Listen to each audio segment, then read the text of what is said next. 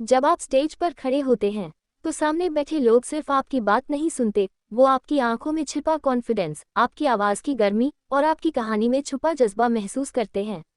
बात बस बताने की नहीं होती, बात होती है महसूस करवाने की। यही कमाल करती है ये किताब रेजोनेट। नमस्ते दोस्तों, मैं सिमरीवाली और आज हम साथ में पढ़ेंगे नैन्सी डुआर्टे की किताब resonate, present visual stories that transform audiences, जिसमें लेखिका ने बताया है कि एक शानदार प्रेजेंटेशन सिर्फ स्लाइड्स का खेल नहीं है, ये दिलों को छूने वाला एक सफ़र होता है। आइए सीखते हैं वो राज जिनसे आप भी अपनी बातों को कहानी बना सकते हैं और अपनी ऑडियंस को ट्रांसफॉर्म कर सकते हैं।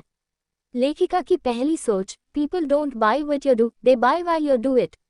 यानी लोग सिर्फ आपकी बात नहीं सुनते, वो आपका इरादा महसूस करते हैं। अब सोचिए, एक ऑफिस में दो लोग प्रेजेंटेशन दे रहे हैं। एक बोल रहा है हमने ये किया, वो किया, और दूसरा कह रहा है मैं यहाँ खड़ा हूँ क्योंकि मुझे आपकी जिंदगी आसान बनानी है। किसकी बात ज्यादा याद रह जाएगी? लेखिका कहती है कि ऑडियंस तब कनेक्ट होती है जब आपकी कहानी में कोई मकसद हो, जब आप सिर्फ डेटा नहीं, एक जज्बा देते हैं। ये वही फर्क है जो चक दे इंडिया के कबीर खान और एक नॉर्मल कोच के बीच था।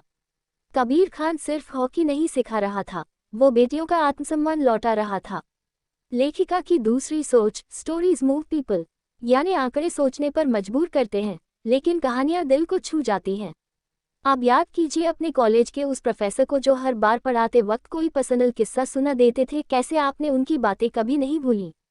वही दूसरे सर जो सिर्फ बुक रटवाते थे, उनका नाम याद है। लेखिका बताती है कि हर अच्छी प्रेजेंटेशन में एक हीरो होता है और वो हीरो आप नहीं, आपकी ऑडियंस होती है।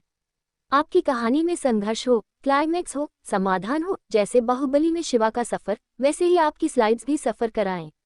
लेखिका की तीसरी सोच, create contrast to keep attention, यानी ऑडियंस को जगाए रखने के लिए आपको बार बार अरे वाह का एहसास दिलाना होता है।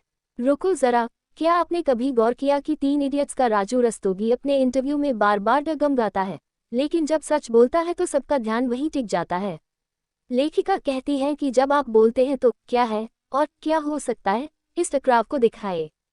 यानी एक स्लाइड में बताए कि आज की दिक्कत क्या है और दूसरी स्लाइड में उम्मीद का उजाला दीजिए। यही ड्रामा बनाता है इंटरेस्ट। लेखिका की चौथी सोच, use visuals as emotional amplifiers, यानी तस्वीरें सिर्फ समझाने के लिए नहीं, महसूस करवाने के लिए होती हैं। अब सोचिए, किसी एनजीओ की फंडिंग प्रेजेंटेशन में आप कहें हर साल इतने बच्चे भूख से मरते हैं, इसका असर कुछ सेकंड्स का होगा। लेकिन अगर आप एक मासूम बच्चे की तस्वीर दिखाकर कहें ये राहुल है जो सिर्फ एक रोटी के लिए स्कूल छोड़ बैठा है, तो क्या असर होगा? यही फर्क है तारे जमीन पर के पोस्टर और फिल्म के बीच। वो एक तस्वीर भी आपकी ऑडियंस को भावनाओं से जोड़ सकती है अगर आप उसे सही तरीके से दिखाएं। यदि आपको ये समरी अच्छी लग रही है तो प्लीज़ लाइक और सब्सक्राइब ज़रूर करिए। अब आप बताएं, आपने कभी ऐसा महसूस किया है कि आपकी बात लोग सुन तो रहे हैं लेकिन समझ नहीं रहे? उस समय आपने क्या किया?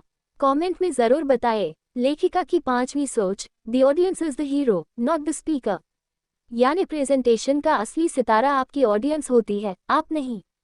अब याद कीजिए चक दे इंडिया का वो सीन जब कबीर खान लड़कियों से कहता है मैं नहीं, तुम सब ये कब जीतोगी। वही भावना, वही जज्बा हर प्रेजेंटेशन में होना चाहिए। जब आप सामने खड़े होते हैं तो आपका काम है सामने वाले को उसका रॉकी बनाने का। लेखिका बताती है आप जो कह रहे हैं उसमें अगर आप कम और उनका जिक्र ज्यादा है तो आप दिल जीत लेंगे। लेखिका की छठी सोच, सिंप्लिसिटी इज पर्सुएसिव, यानी जो सीधा है वही असरदार होता है। अब देखिए, अगर मैं कहूँ strategic implementation of visually encoded data to increase conversion rates, और फिर कहूँ ऐसी स्लाइड बनाओ जिससे लोग हाँ कहें, किसमें ज्यादा जान लगी। जैसे राजकुमार राव की एक्टिंग सादा सीधी लेकिन दिल तक पहुंचती है, वैसी ही होनी चाहिए आपकी भाषा। स्लाइड पर 5 लाइनें नहीं, एक पावरफुल लाइन, और वो भी दिल से निकली। लेखिका की सातवीं सोच, प्रैक्टिस इमोशनल रिदम, यानी बोलने का अंदाज वैसा होना चाहिए जैसे कोई गीत जिसमें उतार चढ़ाव हो, ठहराव हो।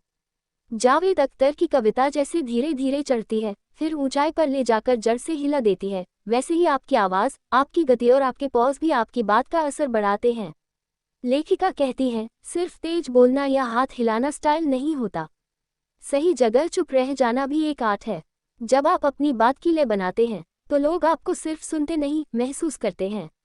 अब सोचिए दोस्तों, आप ही अगली बार जब प्रेजेंटेशन दें, तो क्या आप सिर्फ बोलेंगे या कहानी सुनाएंगे? क्योंकि सच्चाई ये है कि आज के ज़माने में लोग तथ्य नहीं, फीलिंग्स से कन्विंस होते हैं। और अगर आपकी बात गूंज बनकर उनके दिल में उतर जाए तो समझिए आप जीत गए। किताब का लिंक डिस्क्रिप्शन में है, पढ़िए ज़रूर। दिल से कह रही हूँ, ये सिर्फ किताब नहीं, आपकी अगली स्टेज परफॉर्मेंस का मास्टर प्लान है। फिर मिलेंगे एक नई किताब के साथ, एक नई सोच के साथ। तब तक ध्यान रखिए, दिल से जियो और दिल से बांटो और बोलिए, पिक्चर अभी बाकी है मेरे दोस्त।